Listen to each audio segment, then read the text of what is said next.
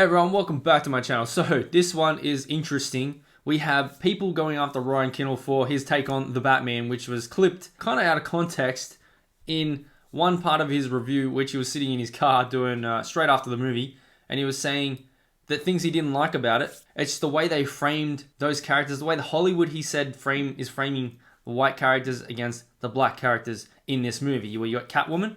Well, that was just like year one Catwoman, so that was okay until she said that line, which was ridiculous. And then you had, I didn't think about it until after the movie, until I spoke to a few people that said, well, what about the black woman that was running for Gotham mayor, that was running on basically hope and change? And I'm like, oh, okay, I can kind of see where you're coming from. But for me, it wasn't as bad. It wasn't really too much. There was just a couple of things in it that I didn't really like. And I, just like Ryan, gave it an 8 out of 10. And it was just that one line that I didn't like from Zoe Kravitz's Catwoman, where she was talking about privileged white men. But let's take a look at what Ryan had to deal with, and what all the Geeks and Gamers, which I'm a part of, has had to deal with over these last few hours. So on Bounding into Comics, we have, there's Ryan there. Twitter users want to cancel YouTuber Ryan Kinel. One wishes for his death over his review of the Batman. Now it says, saw the Batman review that said he didn't like that there were more good black people than whites. I'm stunned. Okay, context. Ain't no way. And then I'm speechless, and here is the video. Let's take a look at what Ryan said. But there were only a couple good people in this movie. You had Bruce Wayne, Batman, and you had Alfred. Those are the only two good white people. The rest of the three other major players that I would consider like overall like moral good people were, you had Jim Gordon, who's black in this. You had Catwoman, who's not white in this. And then you had the mayor, who's a black woman. Again, very much on the nose for current day Hollywood. Did not like that. Talking about current day Hollywood, I mean, I don't understand what's wrong with that. That's 100% true. But if you just said, oh, these black people are in it, and they race swapped Jim Gordon, which they did, but I thought he was really good in the movie.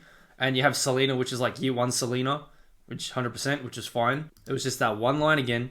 And then you had the mayor running for it. But the way he said it was in current day Hollywood, which is what we've been seeing for so long now. We've seen it Star Wars, Marvel, DC. This is DC, the Batman. Now we're seeing it in Lord of the Rings. Inserting characters that don't even exist to be black.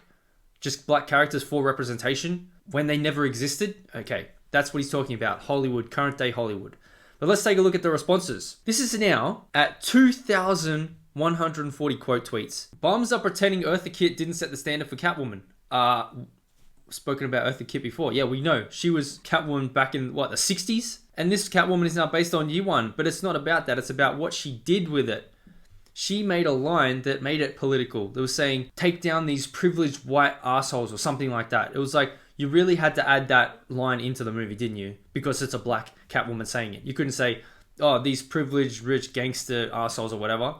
Because there she's talking about the Penguin and all of them, Falcone and the bad guys. No, she had to say privileged white men. Now let's take a look at what the reactions were that that Bounding got. This quote is clearly taken out of context, and his full review begins the segment discussing his complaints about the film. He says, a couple of other complaints that I have, and they have a little bit to do with identity politics, which is what he was referencing. There was one line that was in this movie that really threw me out of it. It was when Catwoman basically said that they're only caring about themselves, these white privileged people. It was like privileged white men or something like that. You didn't need to use the word white. Exactly. You could have just said privilege and that would have basically done the job. Yep.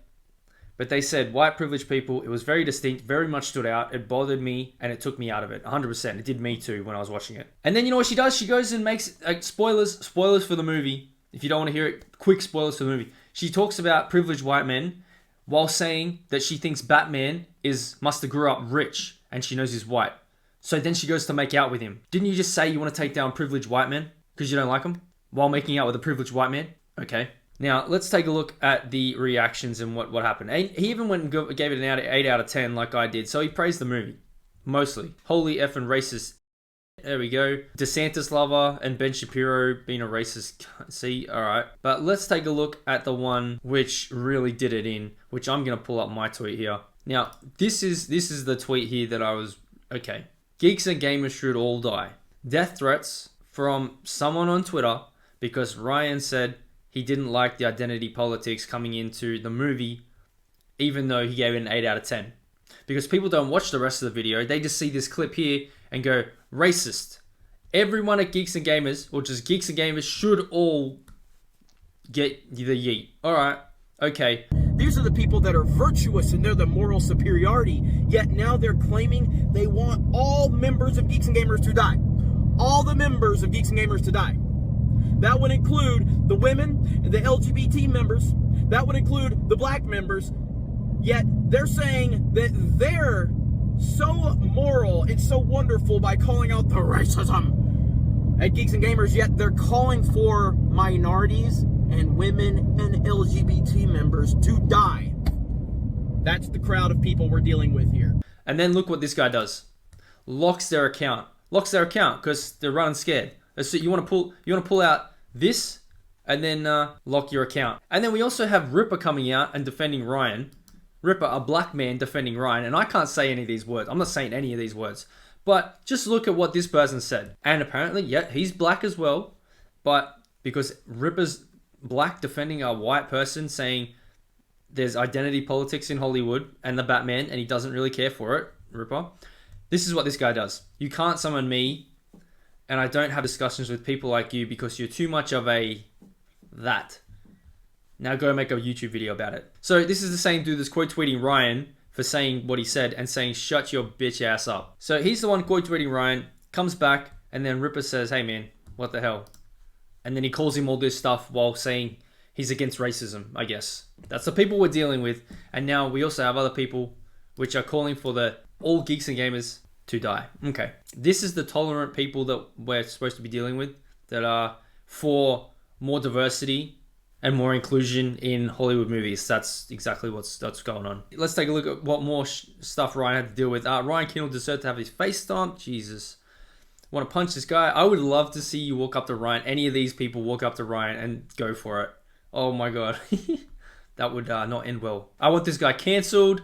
Alright, let's take a look at what he actually said. Obviously, what I'm talking about in this was a section where I talked about identity politics in this movie. No mention of the fact that I liked the movie. No mention of the fact that I gave it an 8 out of a 10. No mention of the fact that I said I thought it was really good. Just, well, he didn't like the fact that there were more good black people than good white people.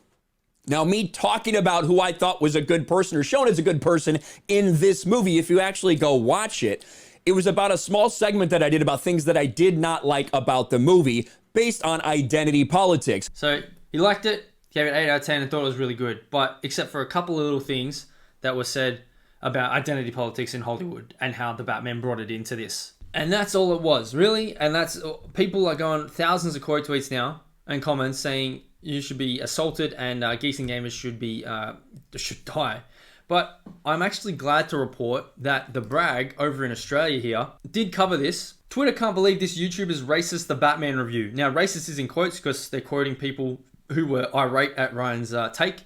Now, it says, in Ryan Kinel's review of The Batman, he expressed annoyance that there were more good black people in the film than white people, which we just watched everything he said there. YouTube has obviously been filled with reviews too, and one YouTuber's opinion on the film has provoked severe backlash on social media. A clip from Ryan's review spread on Twitter in which he bemoaned the fact that there were more good black people in the film than white people, which we just saw. And then they give his whole quote. It says, in an interesting turn of events, Kinel has already responded to the backlash in a follow-up video. He decried that there was no mention of the fact that I liked the movie in his initial review, giving it an 8. No mention that it was really good, just that he didn't like that there were more good black people than white people. So it's good to see that adding all his quotes and putting his response to it, other than just what we usually see with outlets online attacking the fans. You usually get people like, especially with Disney or DC stuff, just attacking the fans.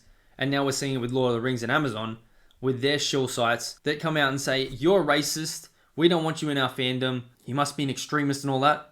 But no, it's good to see that someone, especially an Australian site, is reporting both sides or the response that Ryan gave, not just piling on with what everyone on the internet usually does. So shout out to The Brag for doing it justice and not just piling on like everyone else usually does with G&G, especially after technically all of G&G has received a death threat. I don't know if you'd call that a death threat, but more of a statement. And then we also have other people which are trying to portray that they're anti-racist and all this, going to be racist against black people. Ridiculousness. So let me know your thoughts in the comments below. Don't forget to smash the like button, subscribe to the channel if you haven't already, share this video out there, and I'll see you in the next one.